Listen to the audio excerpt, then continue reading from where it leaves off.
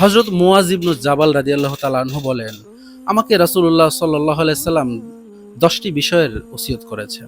এক হচ্ছে আল্লাহর সাথে কাউকে শরিক করিও না, যদিও তোমাকে হত্যা করা হয় কিংবা আগুনে জ্বালিয়ে দেওয়া হয়।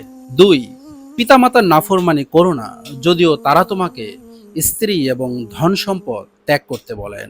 3 হচ্ছে ইচ্ছাকৃতভাবে ফরজ নামাজ ত্যাগ করো না। যে ব্যক্তি ইচ্ছাকৃতভাবে ফরজ নামাজ ত্যাগ করে তার প্রতি আল্লাহ তাআলার কোনোই জিম্মাদারি থাকে না।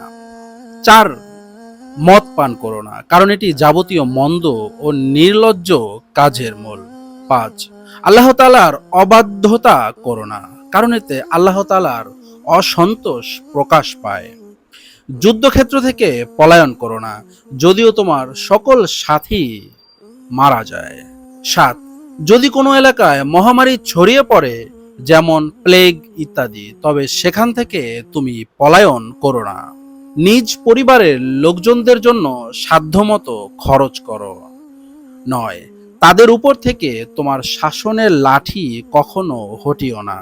10, তাদেরকে আল্লাহ তাআলার ভয় তুমি দেখাতে থাকো। আল্লাহ তাআলা আমাদেরকে আমল করার তৌফিক দিন।